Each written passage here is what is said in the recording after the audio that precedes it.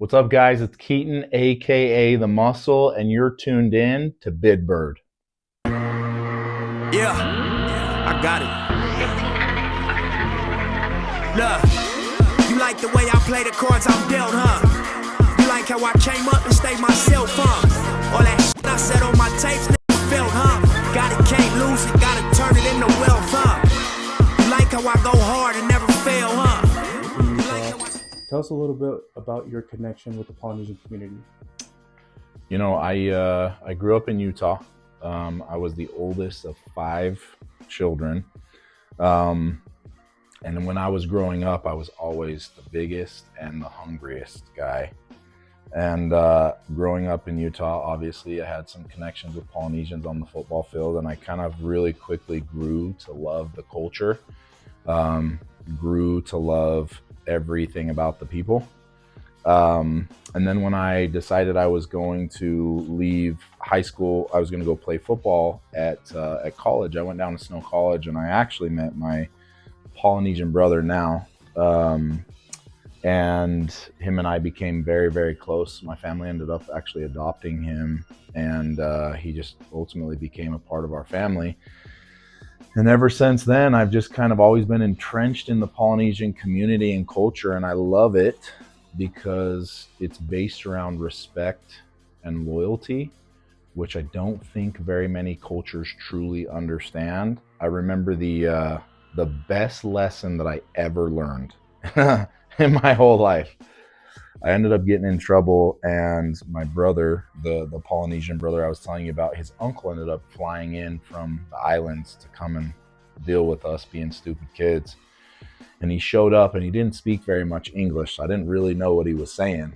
And he ended up like just beating the hell out of us. And he was much smaller than my brother, and my brother's a big dude. And after we kind of got our ass whooped, he ended up kissing us on the forehead and then giving us some money and said, "Hey, go back and don't be stupid." And for some reason, that stuck with me so hard, like that's the way that life should be. When it's time to correct, when it's time to fix, like you come in real hard, real poignant.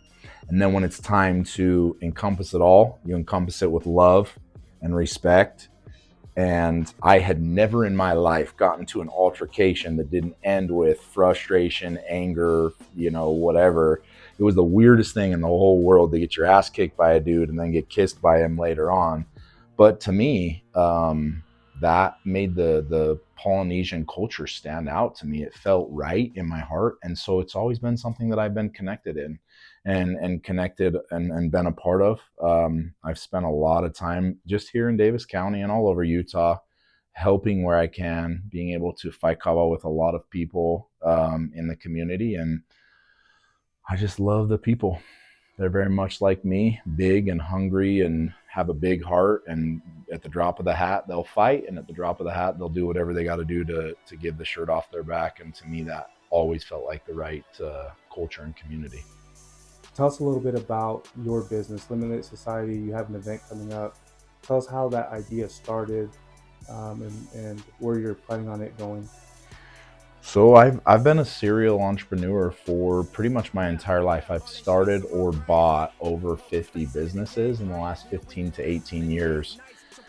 And about 4 years ago, I was sitting down with my wife, actually talking about what I wanted to do next and where I wanted to go. And I had the opportunity to sit down with some friends that said, "Hey, we really think you should think about coaching and you should think about mentoring and helping people." And I definitely didn't like that space because I think there's a lot of bullshit in the coaching industry. But after spending a lot of time with some of my friends who actually are still in the coaching space today, they said some really cool things to me that kind of sparked an interest in me. And it was, if you can build people as well as you can build companies, your life would forever be changed. And for me, the building of the companies was never a lasting thing. It was kind of, I built something, I sold it, I moved on. And sitting down with them and having that simple conversation, it was like, oh, I think I would be interested in helping people build themselves. And so about 4 years ago, I started Limitless Society. The reason I named it Limitless is just because of my core belief and my core faith in God. God is my Father, and I'm His son, and I'm heir to Him, which means I have no limitations. And because I believe that He's my Father and He's everybody else's Father, that means we're all brothers and sisters, then I would have to assume that everybody is limitless. And when I went down that train of thought, especially with my wife, because she's phenomenal with stuff like this, she just said, well, why wouldn't you call it something limitless? And I said, I love that. And so I came up with the name Limitless Society. And then I kind of put together the program. The whole program was that I wanted to teach people that they should work on themselves twice as hard as they do anything else. And if they do that, they can build the life that they really want. Forget the money and forget the fame and forget all the successes that most people go after. If you go after the greatest version of yourself, you'll never fail. You'll never not succeed. And then you get into this really cool shift in life where instead of putting out a goal and saying, what do I need to do to accomplish that goal? You begin to ask a really powerful question. And the question is, who must I become to accomplish that goal? And that's what I teach in Limitless Society. That is and will always be my main focus, is helping individuals to work on themselves to become the greatest version of themselves. And that greatest version delivers on all their dreams and their goals. And that's ultimately what Limitless Society is. And to really help that message and to get that message out into the world, because I want to share it with everybody, I do really big events. I do 10,000 people events, and I've got an event actually here this year in Salt Lake City, June 13th. It's called Limitless Arena, and it's the best speakers and the best people on the planet that come out for one day, and they pour into people that come to that event. It is a very life-altering, life-pivoting event, and it's something I really take pride in bringing as many people as I can, because it can change people's lives in one day. You can get one piece of information that could change and shift your life for forever. And you know, especially because we're doing this, I have a very, very sincere request that the Polynesian community come out. Anybody that watches this or that gets to see this, I would love to have you at Limitless Arena. And listen, tickets are anywhere from $97 to $3,000, depending on the ticket that you want. I am more than happy to give any one of my brothers and sisters in the Polynesian community a ticket for free. If you are not able to afford it and you know that you want to be there, I would love to be able to offer that. I believe so much in what we're doing at this event that it could change lives, that if the only thing that kept people from this message was they couldn't afford it, then I would do whatever I had to do to allow that or allot that. So my simple invitation for those, you know, those are the people that are watching this in the Polynesian community specifically, I would love to have you June 13th in Limitless Arena. And if you want to come and you don't have the finances to do it, message me. You can message me on Instagram, and I promise you I'll get you a ticket for free, because I would love to have you there. Would it be for just people that are already running a successful business? Would it be people that are looking for mentorship? Like who are you think, or who do you think would benefit the most when you start looking at where people are in their entrepreneur journey? So to answer that question, it's actually a little bit more simple. Who should come to Limitless Arena? The answer is any human being that wishes to become something greater than they currently are. One of my favorite sayings by Jim Rohn is, I can have more than I've got because I can become more than I am. And any human being that knows that there's more in life and that they're capable of more and wants more, I don't care if you work a 9 to 5, I don't care if you're an entrepreneur, I don't care if you work as a nurse or as a janitor. If you look at your life as a whole and you realize that you want more, and you want to become something greater physically, mentally, emotionally, spiritually, and financially, that's what the event is for. The event itself is to find those that wish to become something greater and get them in that room around those people, and then listening to people who have actually accomplished that, people who have actually done that, become or close to the greatest version of themselves and accomplish the goals that they've set out to accomplish. So Limitless Arena really is for pretty much everybody, unless you're a cynic and you have no desire to get better in life, then it's not for you. But anybody else that wants the greatest aspects of life and the greatest version of themselves, they should be there. What's your greatest advice or lesson that you've learned since being an entrepreneur and going through that process that you think could benefit a lot of the Polynesian viewers that we have on our channel? One of the greatest pieces of advice that I could give an individual, not just the Polynesian community, not just the young community, not just the old community, anyone.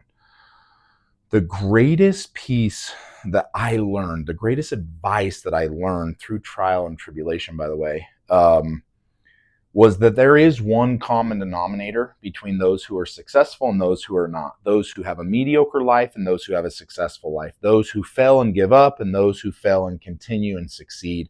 There's only one common denominator, and it is action. It's actually taking action. I could be in a room at any time of 100 people, and I could say, what are your dreams and your goals? And I could get those all day long. I could go to the cemetery right now and I could dig up every one of those bodies. And if I could wake those people up and ask them what their dreams and their goals are, every single one of those people would have a dream and a goal that they didn't accomplish. I could spend time in schools. I could spend time in hospitals. I could spend time with the homeless, and I could ask every one of them, what are your dreams and your goals? And they're all going to shout it out.